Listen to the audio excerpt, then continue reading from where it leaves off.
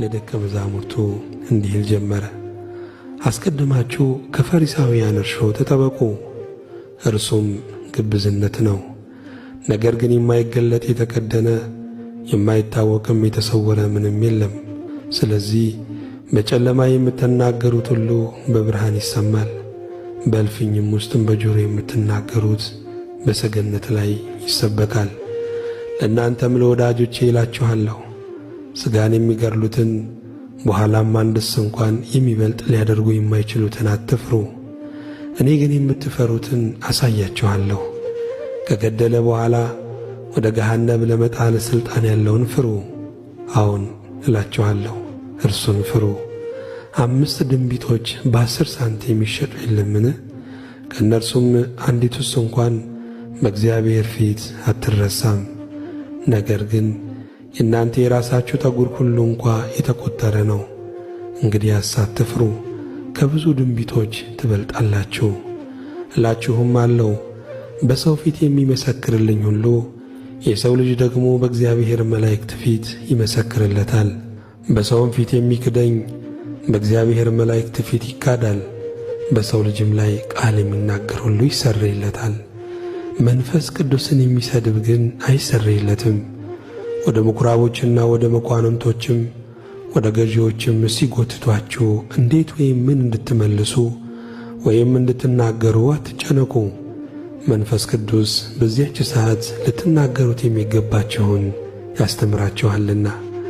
ከሕዝቡም አንድ ሰው መምህር ሆይ ርስቱን ከእኔ ጋር እንዲካፈል ለወንድሜ ንገረው አለው። እርሱም አንተ ሰው ፈራጅና አካፋይ በላያችሁ እንድሆን ማን ሾመኝ አለው።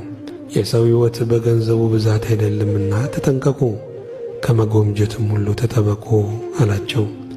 ምሳሌም ነገራቸው እንዲህ ሲል፣ አንድ ባለጠጋ ሰው እርሻ እጅግ ፍሬያማ ሆነችለት። እርሱም ፍሬዬን የማከማችበት ስፍራ አጥቻለሁና ምን ላድርግ ብሎ በልቡ አሰበ። እንዲህ አደርጋለሁ፣ ጎተራዬን አፍርሼ ሌላ የሚበልጥ እሠራለሁ፣ በዚያም ፍሬዬንና በረከቴን ሁሉ አከማቻለሁ። ነፍሴንም አንቺ ነፍሴ ለብዙ ዘመን የሚቀር ብዙ በረከት አለሽ፣ እረፊ ብዬ ጠጪ ደስ ይበልሽ እላታለሁ አለ። እግዚአብሔር ግን አንተ ሰነፍ፣ በዚች ሌሊት ነፍስህን ከአንተ ሊወስዷት ይፈልጓታል፣ ይህስ የሰበሰብኸው ለማን ይሆናል አለው። ለራሱ ገንዘብ የሚያከማች በእግዚአብሔር ዘንድም ባለጠጋ ያልሆነ እንዲህ ነው። ለደቀ መዛሙርቱም እንዲህ አለ፣ ስለዚህ እላችኋለሁ ለነፍሳችሁ በምትበሉት ወይም ለሰውነታችሁ በምትለብሱት አትጨነቁ።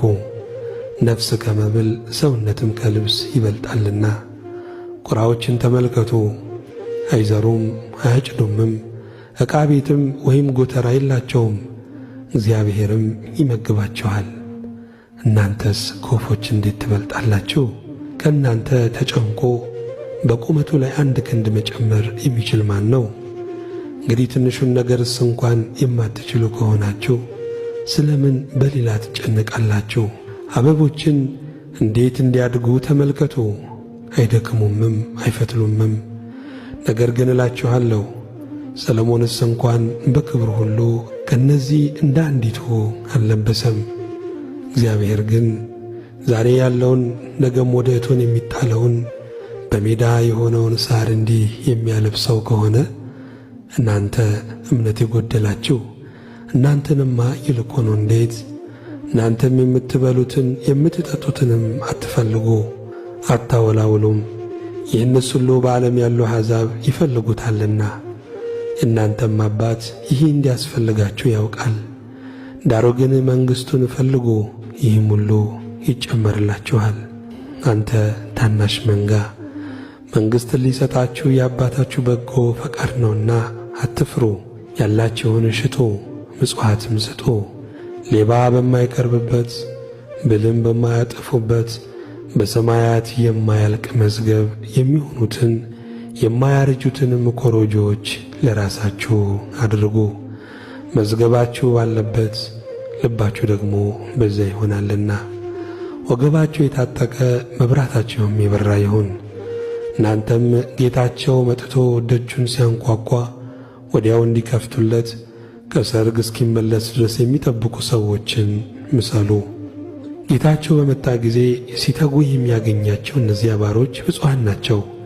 እውነት እላችኋለሁ ታጥቆ በማዕድ ያስቀምጣቸዋል፣ ቀርቦም ያገለግላቸዋል።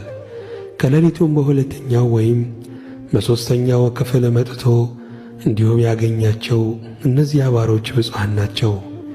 ይህን ግን እወቁ፣ ባለቤት በምን ሰዓት ሌባ እንዲመጣ ቢያውቅ ኖሮ በነቃ ቤቱም እንዲቆፈር ባልፈቀደም ነበር። እናንተ ደግሞ ተዘጋጅታችሁ ኑሩ፣ የሰው ልጅ በማታስቡበት ሰዓት ይመጣልና። ጴጥሮስም ጌታ ሆይ ይህን ምሳሌ ለእኛ ወይስ ደግሞ ለሁሉ ትናገራለህን? አለው። ጌታም አለ፣ እንኪያስ ምግባቸውን በጊዜው ይሰጣቸው ዘንድ ጌታው በቤተሰቦቹ ላይ የሚሾመው ታማኝና ልባም መጋቢ ማን ነው? ጌታው መጥቶ እንዲህ ሲያደርግ የሚያገኘው ያ ባሪያ ብፁዕ ነው። እውነት እላችኋለሁ ባለው ሁሉ ላይ ይሾመዋል።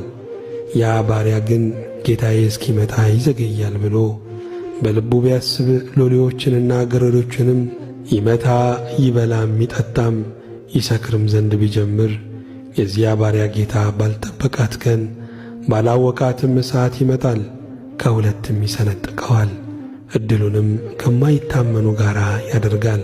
የጌታውንም ፈቃድ አውቆ ያልተዘጋጀ እንደ ፈቃዱም ያላደረገ ያ ባሪያ እጅግ ይገረፋል። ያላወቀ ግን መገረፍ የሚገባውንም ያደረገ ጥቂት ይገረፋል። ብዙም ከተሰጠው ሰው ሁሉ ከእርሱ ብዙ ይፈለግበታል። ብዙ አደራም ከተሰጠው ከእርሱ አብዝተው ይሹበታል። በምድር ላይ እሳት ልጥል መጣው። አሁንም የነደደ ከሆነ ዘንድ ምን እፈልጋለሁ? ነገር ግን የምጠመቃት ጥምቀት አለችኝ፣ እስክትፈጸምም ድረስ እንዴት እጨነቃለሁ? በምድር ላይ ሰላምን ለመስጠት የመጣው ይመስላችኋልን? እላችኋለሁ አይደለም፣ መለያየትን እንጂ። ከአሁን ጀምሮ በአንዲት ቤት 5 ሰዎች ይኖራሉና 3ቱም በሁለቱ ላይ፣ ሁለቱም በሦስቱ ላይ ተነስተው ይለያያሉ። አባት በልጁ ላይ፣ ልጅም በአባቱ ላይ፣ እናት በልጇ ላይ፣ ልጇም በእናቷ ላይ፣ አማትም በምራቷ ላይ፣ ምራትም በአማቷ ላይ ተነስተው ይለያያሉ። ደግሞም ሕዝቡን እንዲህ አለ፣ ደመና ከምዕራብ ሲመጣ ባያችሁ ጊዜ ወዲያው ዝናብ ይመጣል ትላላችሁ፣ እንዲሁም ይሆናል። በአዜብም ነፋስ ሲነፍስ ትኩሳት ይሆናል ትላላችሁ፣ ይሆንማል። እናንተ ግብዞች የምድሩንና የሰማዩን ፊት ልትመረምሩ ታውቃላችሁ። ነገር ግን ይህንን ዘመን የማትመረምሩ እንዴት ነው? ራሳችሁ ደግሞ ጽድቅን የማትፈርዱ ስለሆነም ራሳችሁ ደግሞ ጽድቅን የማትፈርዱ ስለምን ነው? ከባላጋራ ጋር ወደ ሹም ብትሄድ ወደ ዳኛ እንዳይጎትት፣ ዳኛውም ለሎሌው አሳልፎ እንዳይሰጥ፣ ሎሌውም በወህኒ እንዳይጥል ገና በመንገድ ሳለ ከባላጋራህ እንድትታረቅ ትጋ። እልሃለሁ የመጨረሻዋንም ግማሽ ሳንቲም እስክትከፍል ድረስ ከዚያ ከቶ አትወጣም። ምስጋና ለእግዚአብሔር ይሁን። በዚያን ጊዜ የሕዝብ አእላፍ እርስ በርሳቸው እስኪረጋገጡ ድረስ